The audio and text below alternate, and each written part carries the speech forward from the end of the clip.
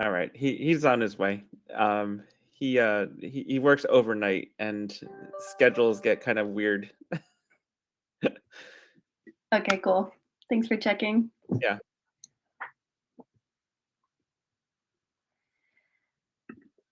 We'll give it a few minutes too. I know more people are logging on, so we'll give it a few minutes for everyone to get situated. Welcome, everyone.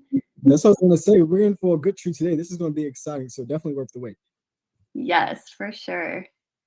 Yeah, let us know in the chat where you guys are all participating from today. I know we have members all over the world, so we'd love to hear where you're all calling in from.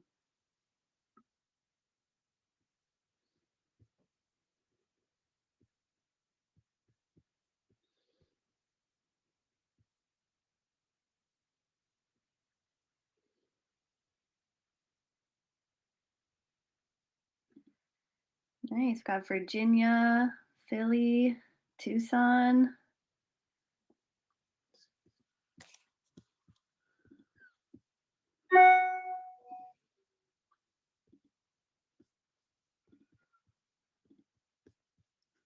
Alan, you're in New Jersey, is that right? Yep, New Jersey.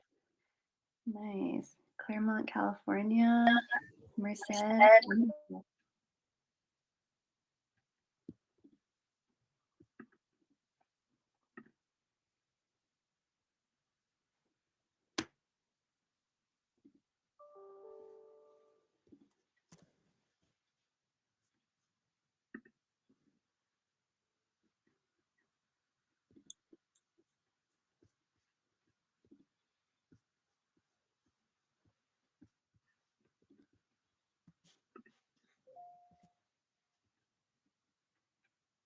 Maine, wonderful. It's good to see all you here. I know I'm recognizing some of these names from the list that have been with the SEC for a long time. Back in the old days when we used to have in-person meetings in Oakland, I wish we could have in-person meetings still, and hopefully we can one day again. It's so wonderful to gather with everyone in person.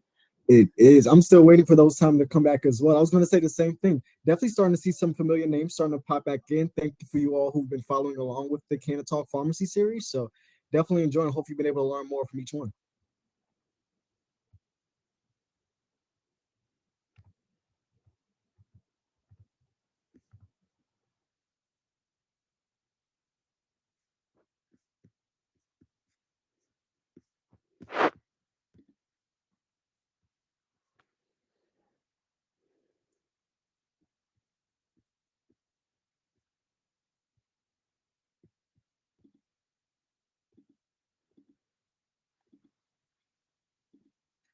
We'll give it just a couple more minutes here till about 5 after.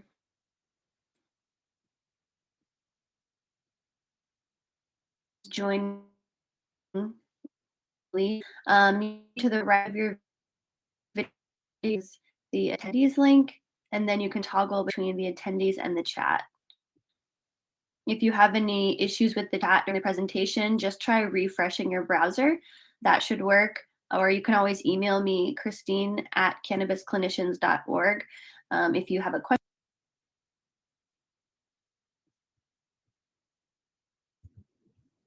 It looks like Christine got kicked off for a second. I'm pretty sure hop right back in.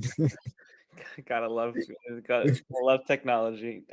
You do, right? You do. Gotta go with the flow some of these times.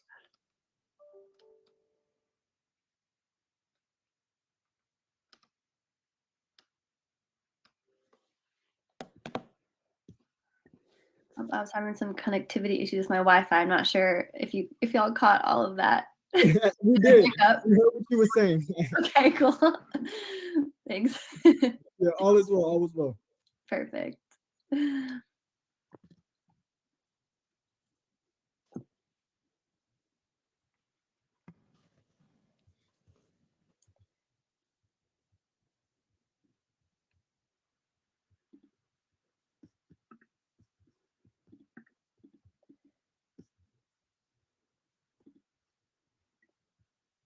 Well, maybe I'll go ahead and get started with the intro.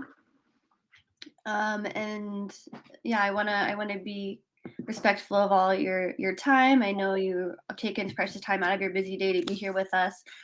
So we will go ahead and get started.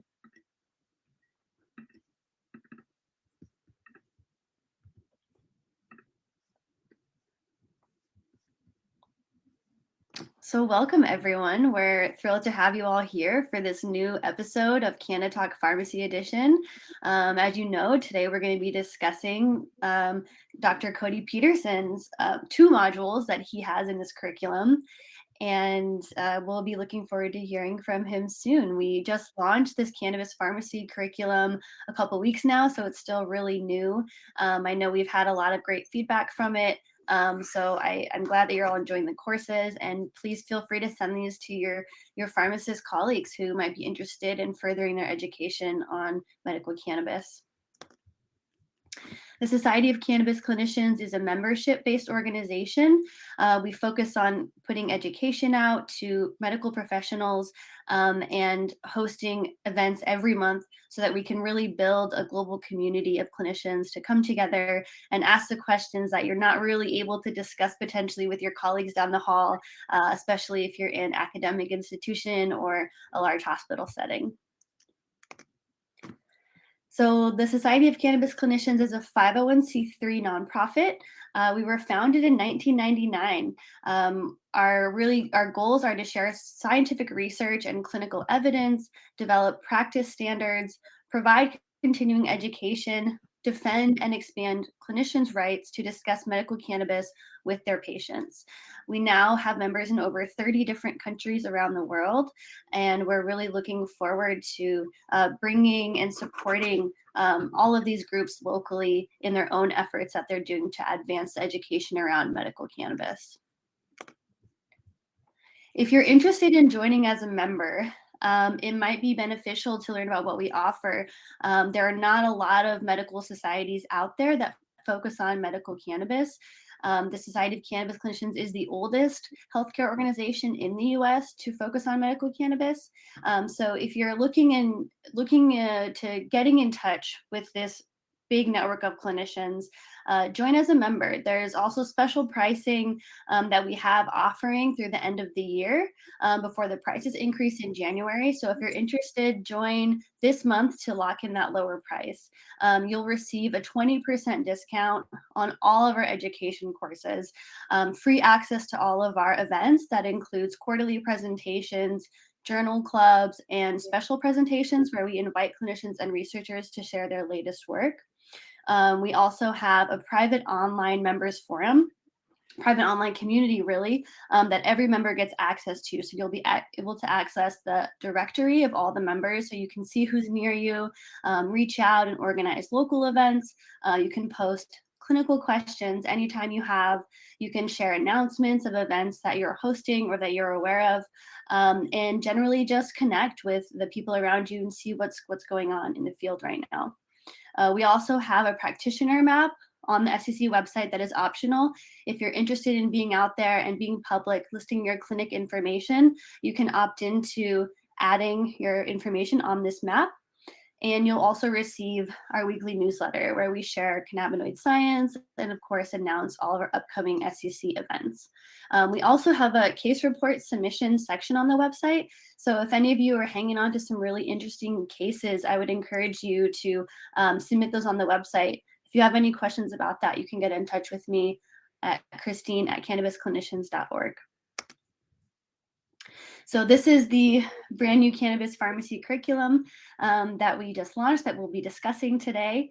Dr. Codi Peterson's 2 courses up here are Cannabis, A Rich History Clouded in Stigma, and The Future of Cannabis Medicine. So he'll be taking us from the early days of cannabis and can really be able to project what we're going to be able to see and visualize in the future of medical cannabis.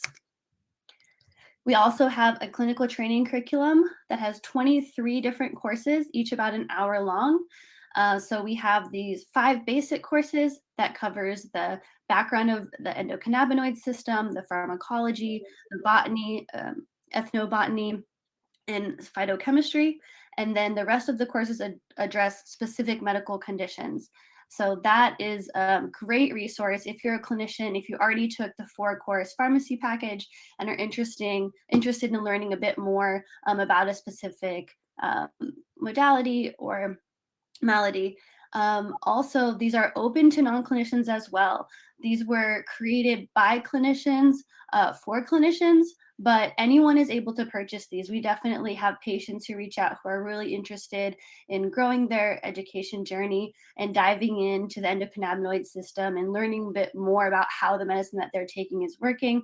Also, we have advocates and lawyers and all different sorts of people who are interested in learning. So check out the courses. And again, join as a member to get 20% off all of these. All right. Hi, Dr. Codi. Good to see you. Oh, I can't hear you. Let's Mute, try. man, mute. There you go. It looks like you're unmuted, but.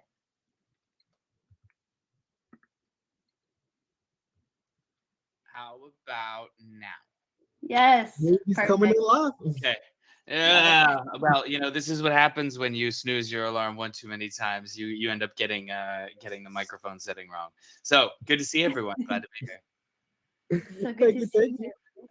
Well, And I mind will you, it's 9 a.m., but I do work night shifts, so I'm not just a late sleeper.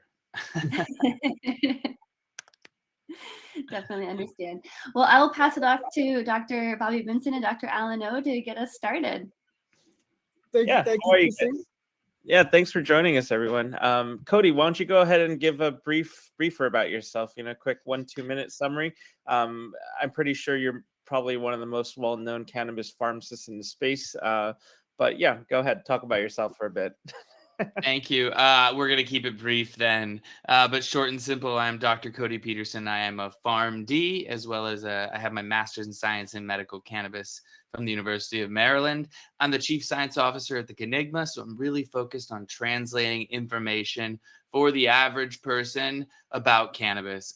This is a simple herb, but complex science, no doubt about it.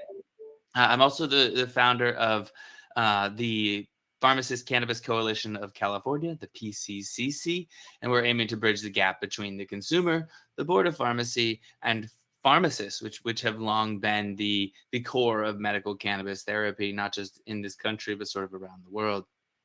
And yeah, I'm overall just really passionate about educating. I still work in a hospital full time in the overnights, in the emergency department on overnights, as well as I also teach paramedics about pharmacology. So my passion is really around teaching, educating, and spreading knowledge about all drugs, but in particular, my favorite herb, cannabis.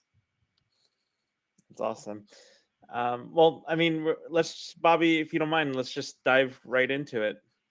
I'm excited then, guys. So once again, welcome and good morning and good afternoon to everybody, depending on where you're physically located. Once again, we'll be diving in a little bit today with the two wonderful presentations that Dr. Codi Peterson has been able to help us get together for the new pharmacy module that we've been releasing over the last couple of months. On one of his first modules, The Future of Cannabis Medicine, dives a little bit deeper into what we can expect of the future of this important field and what we all sort of fall in line with it as pharmacists. And then also Cannabis, A Rich History Clouded in Stigma, which will dive into what we had to overcome to get to this place now and hopefully tie it all together with what we can expect in the future.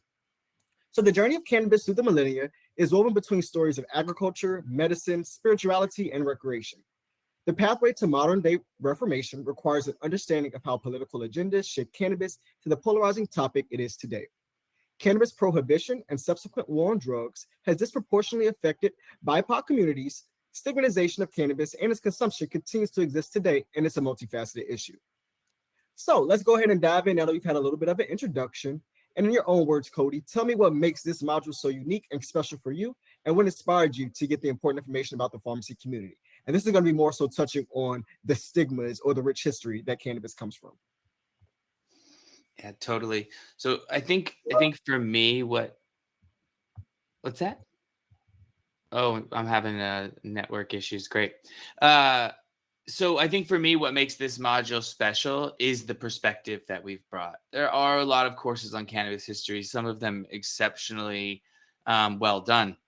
However, I think what I tried to do the whole time, maybe this is just what I naturally do, is I really oriented this talk towards pharmacists. When I think about the ancient history of cannabis medicine, you don't often think that, okay, people used to just sort of go to let's say a shaman, and then that shaman would batch them up a brew of medicine, right? Based on the symptoms that they had presented with, and hand them medicine. And, while that's still a shared role, kind of split between the doctor and the pharmacist, that compounding aspect really reminds me of pharmacists. So the whole way I kind of just pictured myself like, what would I want to know about the cannabis history? So I really liked touching on sort of ancient plant medicine and reminding us that cannabis medicine is sort of not alone. This isn't the first and only flower we've ever found that activates systems in our body. And then I think I like to take it the whole way along, especially highlighting around 100 years ago, when it was actually the Board of Pharmacy in California, the state that I reside in, who actually worked towards making cannabis illegal. So nearly 100 years before cannabis was made legal in California in 1996, and around the 1910s, California was working to make it illegal, which was driven actually by pharmacists, believe it or not. Yeah, thanks for that summary, Cody. And you're pretty active on LinkedIn, and so obviously the information that you put out there is from a unique perspective of not just clinical literature, but based on person-to-person interaction and experiences as well. So, in your extensive research and studies, what has kind of surprised you the most out of everything that you've learned about cannabis history, and especially how it relates to what we know as traditional modern day medicine? Well, I think the biggest surprise for me when I started to really dive in was to learn that even here in the United States, again, less than 100 years ago, yes, pharmacists were involved, and like I just said, but more so, pharma was involved, right? Large companies known like Eli Lilly and Park Davis. These companies were not only aware of cannabis's medicinal value, they had numerous products manufactured from cannabis, and a combination project from Park Davis and Eli Lilly was actually to breed their own strain of cannabis, because known as Cannabis Americana, and it was being bred because they were looking for something that would grow better in the climate of North America rather than the Indian varieties that had been made famous by Dr. O'Shaughnessy in the early, late 1800s. So there was a real pivot to saying cannabis is medicine, right, by large pharmaceutical companies in the United States of America just 75 or 80 years ago. Except when cannabis became illegal, they obviously removed all those products and really wiped it away from their history a bit. In fact, there was an article in the Indianapolis Post that was written about Eli Lilly, where that company is located, and they have sort of whitewashed the entire history. This is a very difficult history to discern from the record books kept at Eli Lilly, which just goes to show you how real and stupid this stigma continues to be. They won't even accept something in their past. Yeah, and I mean, I hate to be a conspiracy theorist, but a lot of what you see even now in modern day regulation is tied to the agendas of a few. And so, knowing that piece of history, why is that important for other clinicians that may not be aware of how to approach the topic of cannabinoid-based medicine today? Well, I think because physicians are under the impression, and pharmacists, and so all healthcare professionals, that the information that they're receiving is the full story.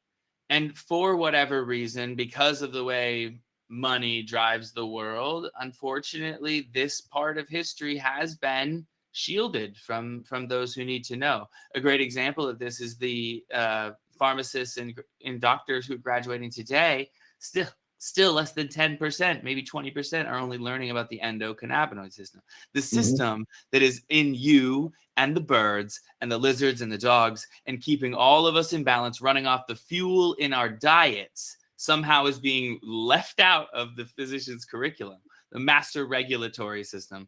It's unacceptable. Why?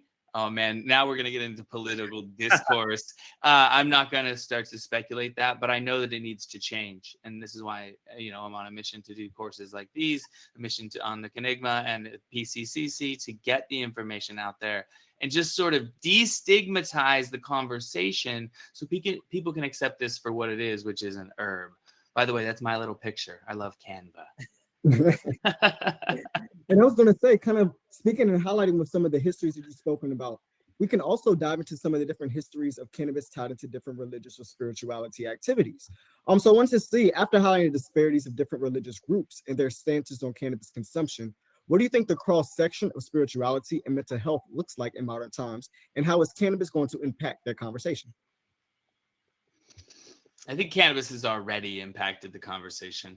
I think cannabis in the last 20 years under normalization has made people, whether that's religious leaders, political leaders, whomever it might be, wake up a little bit to like, all right, what are we permitting, our people or followers to do, which is often alcohol, and what are we prohibiting, which is this much less serious herb. And we're already seeing this. Many Christians who have long, had negative views of cannabis are coming around to the idea of medical cannabis in their old age to help them with ailments that they may have. And that's just one example. The religions on the slide are actually pretty ancient references. So Taoism, the major religion throughout sort of main Asia and China, etc., recommends avoiding intoxicants. Muslims have a long and convoluted history actually with cannabis. If you look back all the way, thousands of years, nearly 2,000 years, hashish was extremely common in the Middle East, Persia, modern day Iran, Iraq, and it wasn't always banned. It was actually, in fact, permitted. But as time changes, so do religious values, and so we see a flux. So hashish grew in popularity for a while, and then there was a crackdown within Muslim populations. And we saw something similar in Christianity. Previously tolerated in early Christianity in the 14 and 1500s, the Pope actually made an announcement that cannabis was going to now be illegal, right? It is officially the devil's lettuce. Hinduism, we can talk about this one, but this one's still really important. Number one, this is still a huge religion thriving around the world, as is Islam above it. But in Hinduism, what we still see today is a celebration of cannabis. So Shiva is one of the god of gods in ancient Hinduism, and Shiva is well known to have consumed bhang in certain occasions. In fact, the painting in the picture is just indeed that. However, it's not just Shiva, the gods who drink cannabis. During the Festival of Color, or also known as Holi, probably mispronouncing it, Holi, there is a Indian tradition to consume a drink of the day known as bhang or bangu. And you can see here that this is exactly what Pavrati is offering Shiva, Bhang. And this is a milk infusion made from cannabis, mostly leaves. It has greenish color and has some uplifting effects, right? But the Hindus don't attribute it to THC in this magical herb. It's sort of more, this drink of the gods and not as cannabis like we think of the flower, but something different. So it's still in modern Hinduism today, they're still using cannabis once every other year as a celebration. There's no separating it, I guess, is what I'm getting at. My takeaway message here is expect things to continue to change, and that's in trend along with sort of legal acceptance. Of course, every religion will take it differently, but I think we're going to see a lot more acceptance over the next 15 years. Agreed. Yeah. And so many changes happen pretty even mindsets and the way people think about cannabis in general being used as medicine has changed. For the longest time, the recreational component is what people focused on mainly, but now we have thriving medical programs across the US in more than half of the United States. And so shifting gears to a couple centuries later, What was the significance of Western medicinal practices beginning to integrate cannabis in the 1800s, late 1800s to early 1900s, as a traditional medical care in the form of tinctures? Well, I mean, the significance is it was legit medicine, right? This is sort of goes back to one of the biggest things that surprised me is that we were making real cannabis extracts right there. You can see Park Davis Company made their own cannabis variety, Cannabis Americana, and others were making numerous different extracts. Notice on the right, Eli Lilly, this is powdered extract, right? So not a tincture, but rather powdered. Number 28, which means they made 27 others, trying to figure out either which one was right or just had another available product. Just like they are today, these companies were making multiple dosage forms. You don't just get a pre-roll flower and tincture. You could get a tincture. You might be able to get a suppository. You might be able to get something oral. Something made with alcohol, something made with oil. There was a lot of different products available, and they were all generic, right? Unlike sort of the new age of pharma, which sort of came out in the late 1800s. These were all plant extracts. There was no patent on cannabis. So it was really the same problem I think that pharmaceutical companies faced then, they still face today, is it's a viable, trying to get things consistent, trying to make this a viable business option. Because cannabis is an herb and it grows pretty freely, so it's hard to sort of own the market on it. But yeah, I think the significance is clear. It got us to where we are today. Now we need to bring this history back to people's attention. We need to remind pharmaceutical companies that cannabis has always been medicine. Look, 1850 to 1942, that is a long time, almost as long as it was then illegal.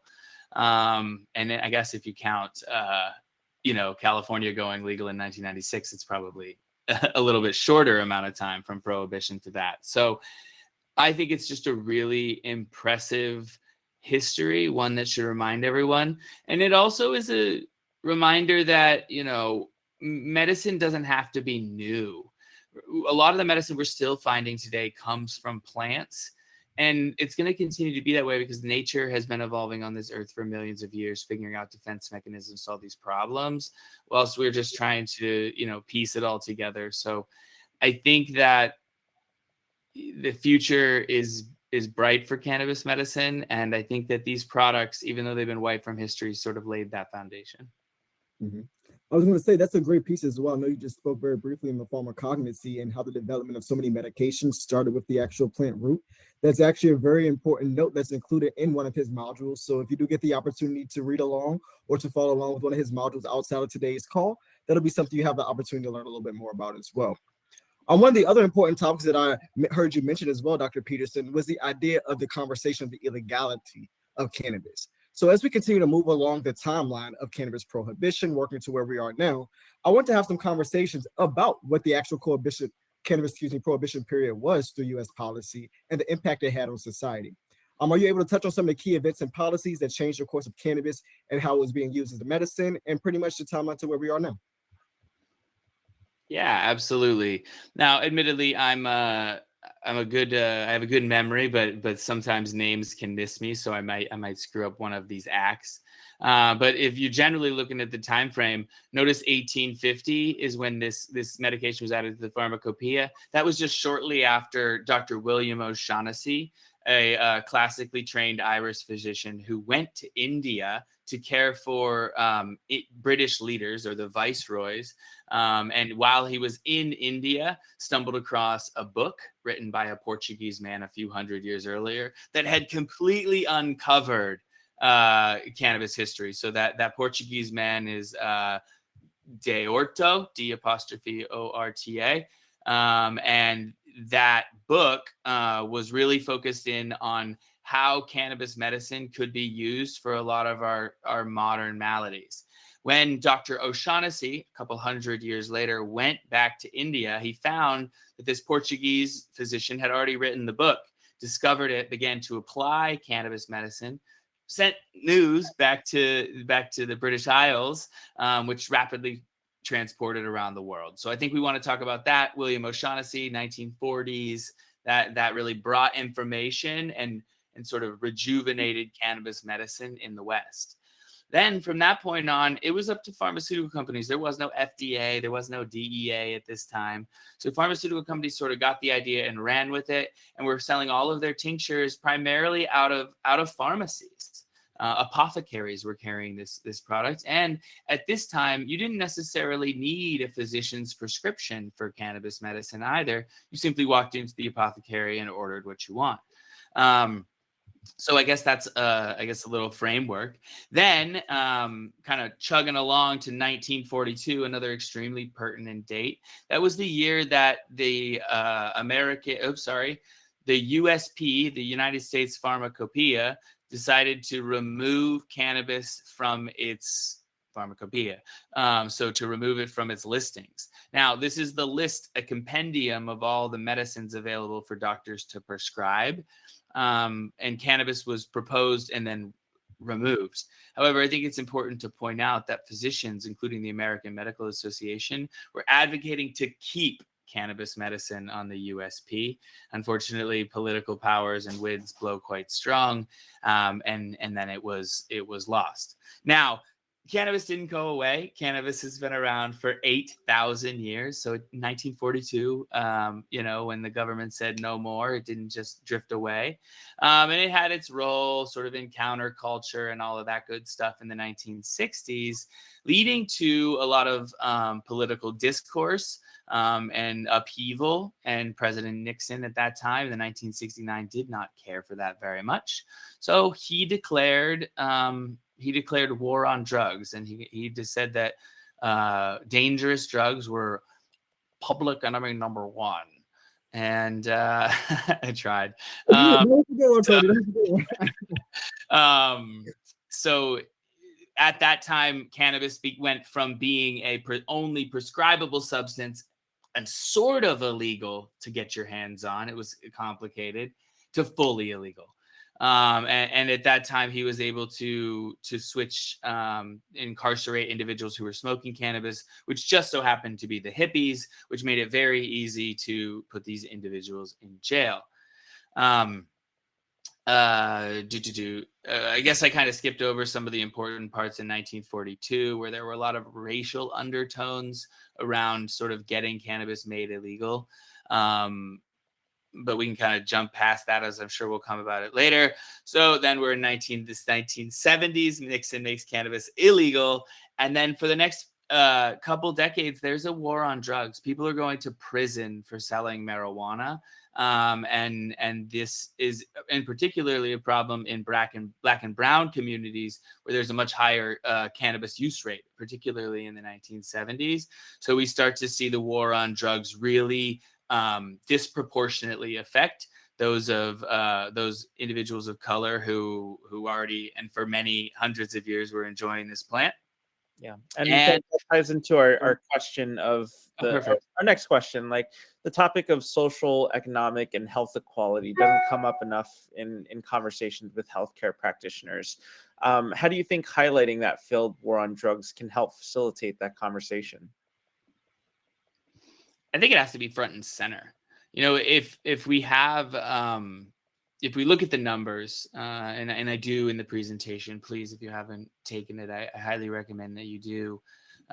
We know that despite similar drug use rates, we see a much higher arrest rate among both Black and Hispanic, typically males, but just individuals of that color. If we look at the long-term who's been incarcerated for cannabis over the last 40 years, it is disgustingly biased and leans towards those individuals of color. There has been a lot, especially now, like we've come a long way. So we talk about institutional racism, and we talk about things of this nature. These laws were passed at a time where really we weren't at this level playing field, and there were biases in both how they were enforced and how they were written. And it has really hurt a lot of communities that historically were leaning on cannabis medicine as a rock, as part of their medicine, as part of their health regimen, as part of their spiritual journey. And by taking those individuals and incarcerating them, you're really, shaking at the culture of cannabis. And it has, and not just that, of community. So it has had a tremendous impact, and we need to remind people about these sort of racist roots of this war on drugs, and remind people that there's so much opportunity to bring health, wellness, and happiness, that you know, we have to stop treating this like it's some sort of taboo that's only touched by the heathens, but rather as a medicine that has a lot of utility and has some mildly psychoactive effects.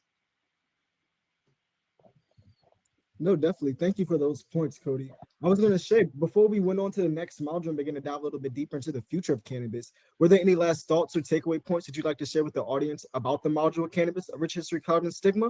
I'll go ahead and dive in before you get the opportunity to. I can definitely share that one of my favorite little tidbits, not to give away too much, was the idea that when the actual Jamestown settlement was set up here in the U.S., when we first began our country, that they actually had orders from the king to begin growing hemp there, to get that, of course, brought over to our nation. So that was something I did not know prior to you including that in the module. So there's a host of different little tidbit facts like that Cody's been able to research and dive, been able to pour out here for you all. But is there anything else you want to highlight and share with the group? Yeah, I think just jumping off of that, and I'm going to forget my founding father right now because that's the morning brain that I have. But one of the founding fathers, whether it's Washington, Jefferson, or Adams, was actually, they looked in his journal, and when they were reading through his journal about his cannabis field, they made note of something that he was doing. And what he was doing is he was separating the females from the males. Now, anyone who doesn't grow cannabis is probably like, whatever, but anyone who grows knows exactly what's happening here. We are separating the females from the males so that the males cannot pollinate the females, and they make prettier, more cannabinoid-rich trichomes. So this idea of sensimilla was around in the 1700s in America.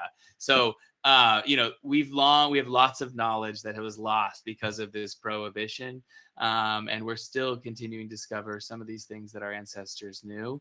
But yeah, George Washington was probably growing marijuana and not hemp. But again, this is speculation based on a journal entry, and I may have screwed up the founding father. But it's true. Good stuff, nonetheless. Yeah. All right. So we're going to move on to the next module, and it's entitled The Future of Cannabis Medicine. So as a quick summary, the future of cannabis and cannabinoid-based medicine is riddled with competing interests in powerhouse industries. Prohibition has led to difficulties studying the cannabis plant on both a molecular level as well as large-scale clinical trials. The endocannabidiome is an expanded scope of what science currently knows and the questions that we still need to get resolved to move forward. The future implications of this knowledge are boundless and have the potential to significantly influence our approach to medical practices. That's a mouthful. So this module is packed full of information about plant medicine and the future it holds within society. Can you talk a little bit about how natural products make up the foundation of what we consider medicine today? Yeah, I'm going to give you the two examples that I give in the module. So this is a little teaser. But my best examples that I could come up with, I really thought long and hard of how can I frame this conversation in a way that doesn't feel like cannabis is super unique or some sort of outlier. We started this conversation talking about how cannabis has always been medicine, and we talked about how it's not that different than other plants. And so I would like to remind you of another medicinal flower. This is the poppy flower, or Papyrus somniferum, which has long been growing of the 8,000 years in the Middle East. And when you take the milk of this poppy, yes, in the inside of that flower seed pod there's a viscous white residue that will remind you of milk, and it has sleep-inducing qualities. And we've known this for a really long time. And so what didn't happen until really, you can see 1823, so only 200 years ago, is we figured out what made it sleepy. Scientists were able to start uncovering and pulling apart all these pieces of plant medicine and isolating molecules. An amazing achievement, one that we're still benefiting from today. However, it also separates the plant from, and these bioactives from its natural co-produced molecules. So an example would be THC. THC can be produced in a plant naturally in the wild, but it doesn't produce 100% THC. It produces some THC, some CBD, some terpenoids, and there's this plant effect. But in the 1820s, we identified how to isolate molecules, and we really ran after it as a pharma company. And it has benefited us a lot to do this approach. In fact, identifying morphine, isolating it, and then testing it has led to the discovery of a system known as the endogenous opioid system. Yes, just like your endogenous cannabinoid system, you have one for opioids as well. So again, cannabis is special, but maybe not the only plant that helped us get here. So so poppy helped us discover the endogenous opioid system, and also led to the discovery of dozens of new drugs, particularly medications that I use every single day in the hospital, including one of the most famous opioids now of all time is fentanyl. Eventually, it was the discovery of morphine that led to the discovery of fentanyl and to the discovery of heroin and many other things. Historically, if you went back before this isolate was being made, individuals were making opium, which is a full plant extract. It's not an isolate molecule, but it wasn't until we discovered and isolated morphine in the 1820s that we actually, pharmaceutical companies, yes, developed heroin. And heroin was made from acetylating morphine. So there's a lot we learned from the poppy flower, but I'm worried, and this is what I talk about in the future of cannabis medicine, that we might be forgetting this story when we push for our cannabis regulations, because the story of this flower is amazing, led to many new drugs, led to, has helped numb millions of people who are in pain or dying. However, it's also taken nearly 1 million American lives since 1995, because the opioid crisis, especially the manipulated pharmaceutical opioids, have a lot of very potent effects. And what we do is not without repercussion. So in this module, I talk a lot about how the poppy flower, I talk about the willow tree too, and about how this needs to be serving as a reminder for like what we can do right and how beneficial it can be, but also the horrors that can come if you go manipulating these systems. In particular, manipulating these systems while banning the flower and the products made from the flower. So that's sort of my take on where we're at on plant medicine. And kind of tying what we're speaking about now with plant medicine and pharmacognosy, and kind of venturing and using that to tie into one of your favorite topics now, Dr. Peterson, is the idea of the actual endocannabinoid system. So, of course, we understand that the endocannabinoid system is within all of us and is one of the most complex and unique physiological systems that we have. Yet it's not taught as a standard of practice in most medical curriculums today. So the Schedule I nature of cannabis has prohibited meaningful research to happen, but in reality, the more we study, it feels like the less we come to understand. As you said, there is so much now coming to the table that we now have to dissect with all this new information that we're starting to see. So if we shifted to not only understanding the ECS or the endocannabinoid system, but we're now starting to understand the endocannabinoid dome or the master regulation. So can you give us a brief synopsis of what this is, how important this word is to not only you, but the future of cannabis-based medicine, and what we should understand about this topic? Absolutely. I'm going to give everybody the quick and dirty and try to make it as simple as possible. So the endocannabinoid ohm, right? So everyone's familiar with the system. Ohm just means bigger. It means that system is not simple or is too simple. Ohm means an expanded system, try to encompassing all components of the system. When we say the endocannabinoid system instead of the endocannabinoid ohm, we're really sort of referring to just a few parts of the system. So there are still 3 components to all good endocannabinoid ohms, and that's the enzymes that are used to create and destroy them. You can see that those are listed on our graphic here. And so that's NAP. I wish I had a pointer. Anyway, those enzymes are indeed listed there. If you're familiar with biochemistry, you can probably identify the ACEs and in this molecule diagram. But what I really want to get to is the receptors and what are known as the ligands, or the endogenous molecules produced in the body. So when we're talking about receptors, everyone on this call probably has heard of CB1 and CB2 receptors, the primary receptors in the ECS. And additionally, everyone has probably heard of the 2 primary endocannabinoids that our body produces. That's anandamide, the bliss molecule, or 2-AG. which is 2-arachidonoglycerol, and it plays an important role in all homeostasis. All of that is great, and it's all accurate, and we're excited to share it, but it's a gross simplification of what's going on. So this image here, the ever-expanding ECBome, is a good example of that. The pretty images on the furthest right bottom of the photo, you can see something like GPR55, GABA A, adenosine A3, and PPAR gamma. These receptors, a few years ago, wouldn't even be in this conversation. No one's having a conversation around how these receptors are engaging with, well, I shouldn't say no one scientist, but it really hadn't been put together. But now that we're learning about how endogenous cannabinoids don't just function at CB1 and CB2 receptors, but play many important roles at many different receptors all around the body in ways that we're just beginning to understand, the endocannabinoid system no longer covered it. Right? It was too simple. We didn't want people to be misunderstanding that when we're talking about the endocannabinoid ohm, we're not just talking about CB1 and CB2 and anandamide.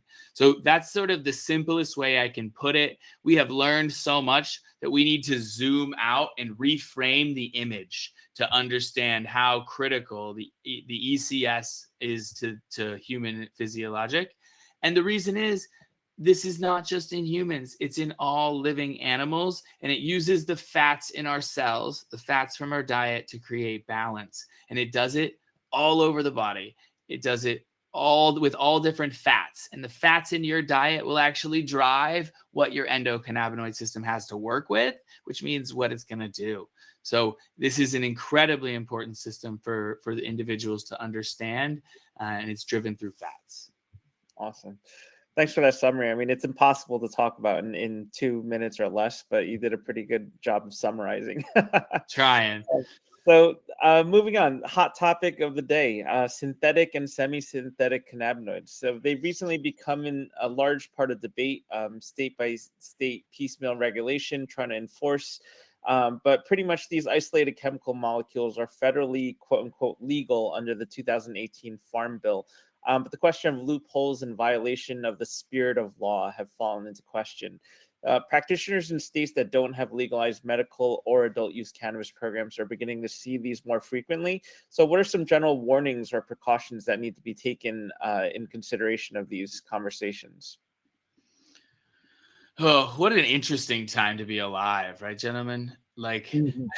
like THC remains illegal for the federal government, but you can go making drugs with basically no regulation and sell them at gas stations and be scot-free. Meanwhile, legal cannabis companies doing it the right way, grow an amazing herb, can barely keep the doors open because they're so overburdened with taxes. Just what a kerfluffle for the industry to be in. But kind of backing out and answering the question is, so semi-synthetic is exactly what it sounds like. It's utilizing a natural product like CBD as a base, and then modifying it in some way to make the molecule you're looking for. So the first image I want to draw everyone's attention to is on the left-hand side. You can see where it says natural. That's going to be delta-9 THC. The THC you know and love, created by the plant, is only made in one configuration. The only isomer the plant makes is delta-9 THC. That's the natural version. However, there are many different ways this molecule can change, whether over time and through exposure to other ingredients or through commercial processes. The first one is isomerization, or changing from one isomer to another. Delta-9 can convert to delta-8. As you see in the upper left-hand corner of the molecule, the double bond, which was previously sitting at the 9 position, you can always reference the numbers on the natural, is actually moved backwards 1 to the 8 position. Now, why does this matter? Well, when you move the clocks on the hand, time reads different, or your body identifies delta-8 as slightly different than THC. Not very different. It still does almost entirely the same thing, but there's just less attraction between delta-8 and the receptor. So the idea is that delta-8 makes you less high compared to the same dose of delta-9. In fact, it's even been dubbed weed light and other things. Now, delta-8 is not made in the cannabis plant. It's not. It is found in extremely minor quantities in the cannabis plant, secondary to UV or ultraviolet light exposure from the sun. A little bit can change from delta 9 to delta 8, but it is insignificant. That means that everything that anyone's purchasing at the store, dubbed delta 8, is not coming from plants. In fact, it's coming from a lab.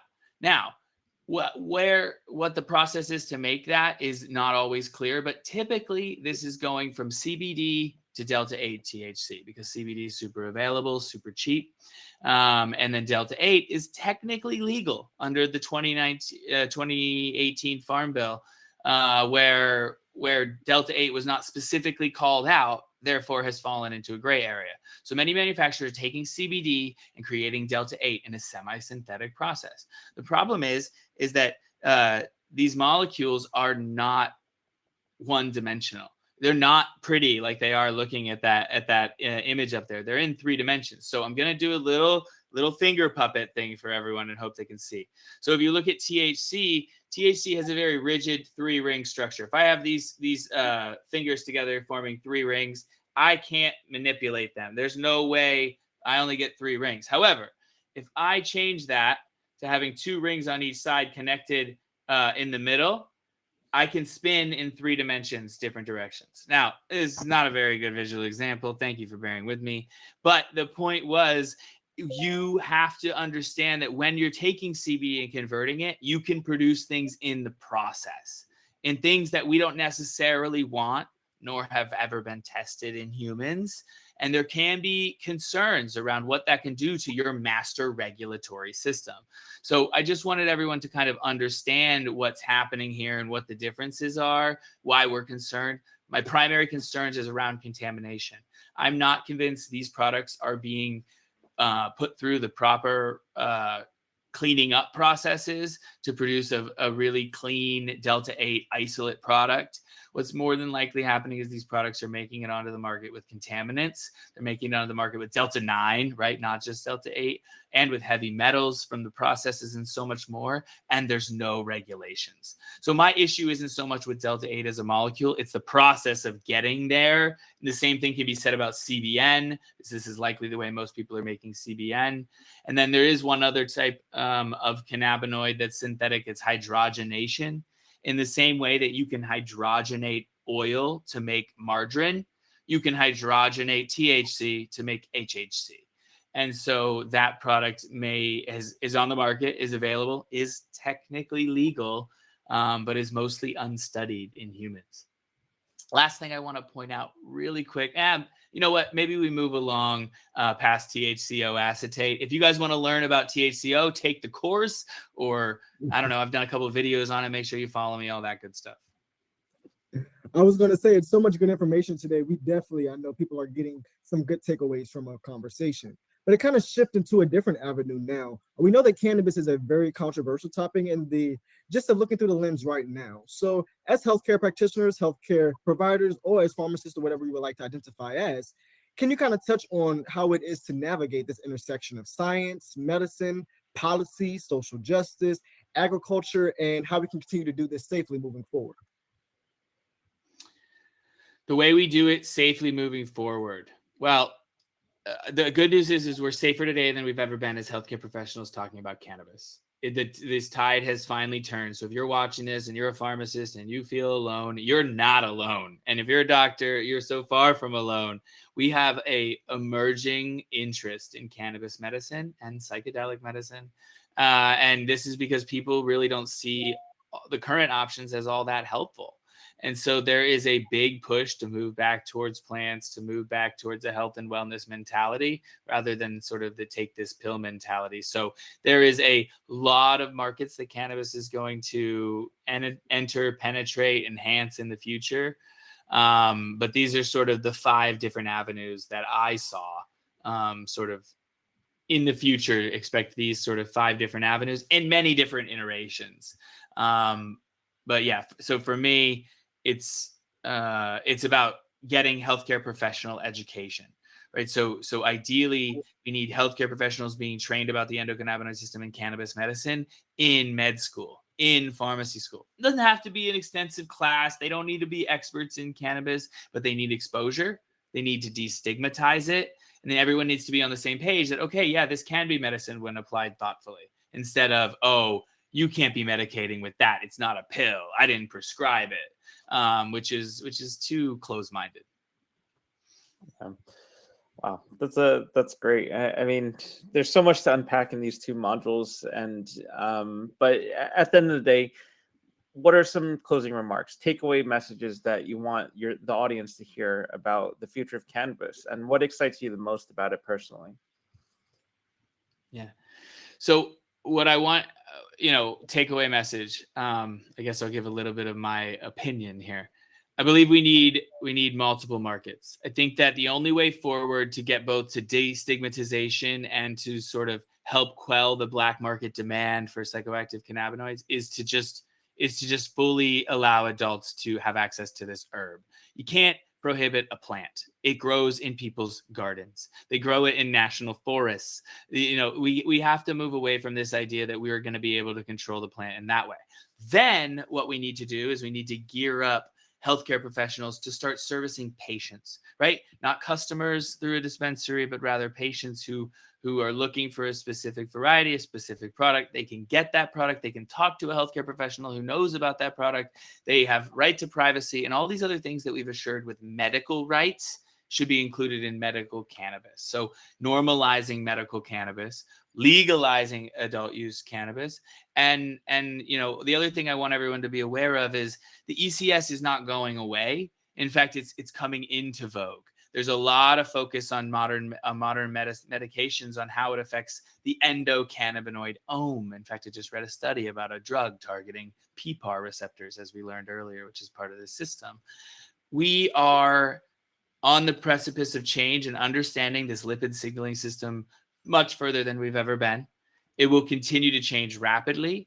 It will continue to have many players with different interests, right? The legal cannabis folks, legalize it for everyone, might not have everything in line with those who just want medical cannabis or may profit from medical cannabis. So the future is uncertain, but what we need is to legalize the plant. We need to get healthcare professionals educated, and we need to get everybody aware of the importance of this system.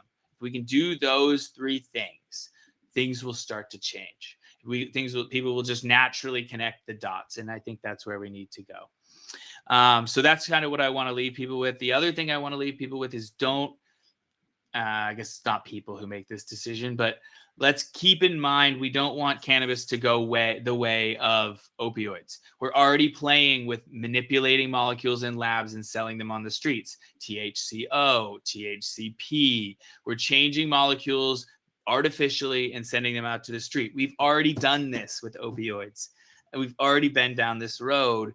We need to have access to legal cannabis to deter that sort of behavior instead of promote it. Agreed. If I can hop in and add, I would say that once again, thank you for the wonderful points. One thing that I'm excited for as well in the cannabis industry, actually from a course from the program that we were in together, Codi, was the actual idea of pharmacogenomics and what this looks like in the future. So the idea, I know we've been mentioning isolation, the idea of diving further into not only cultivars, but actually cannabinoids, actual terpenoids, and what they actually offer as a different individual unit, and how it all comes back together for their entourage we're so uniquely familiar with. So that's something I'm very excited for the horizon, what this looks like in the cannabis industry, and once again, using the opioid industry as a model for what not to do in certain industries. So definitely excited for that in the incoming topic. But Alan, did you have anything else to add too? No, this module was kind of it was impossible to put into these little time blocks. Like, we want to be conscious about, like, Codi and I could talk on the phone for hours if you gave us that platform. But at the same time, like, the amount of information that we don't know could still fill encyclopedias. And that's kind of the interesting part about this healthcare industry, or cannabis being used as medicine. Every day we're discovering something new, different tangents, and there's so many different kind of pathways of policy, healthcare, science that are woven into it. So these conversations always tend to go in one direction and then just kind of take off like a rocket ship. So I encourage everyone on this call to just keep continuing that conversation, whatever it may be. And, to find peers like Codi, it's an invaluable resource. So with that, Christine, take it home. Yeah, thank you so much, Dr. Peterson. That was an amazing talk, and both of your courses are so interesting. I love the future of cannabis medicine. I learned so much, so I totally encourage everyone to check it out. Thank you all so much for being here with us today. A quick reminder that we have discounted membership prices in the Society of Cannabis Clinicians if you join before January 1st. So if this piques your interest, if you're looking to get in touch with more cannabis clinicians, check out our membership and see if it seems like a good fit for you. We also have our last episode of the Canna Talk Pharmacy Edition on January 11th. That'll be with Farzana Kennedy. So check in January, join us. Again, this will be free, open to the public. So invite your friends, invite your colleagues, invite your clinicians or your pharmacist friends who might be interested in learning more about the policy effects. And we'd love to see you then. Lastly, we have an affiliate program. If you're interested in helping us sell our clinical training courses and these pharmacy courses, email me. We will offer you an affiliate fee, and we would love to work with you all in our network. So again, my email is christine@cannabisclinicians.org. So thank you all so much for joining. Happy holidays if we don't see you again before the new year. Be safe and have a wonderful time with your loved ones. So good to have you all here. Thank you, everyone. Appreciate your time today, and check out the modules. All right. It sounds great. Bye, everyone. Bye. Bye, everyone. Thank you, Christine. Thank you so much, Cody. So great to see you. Take care.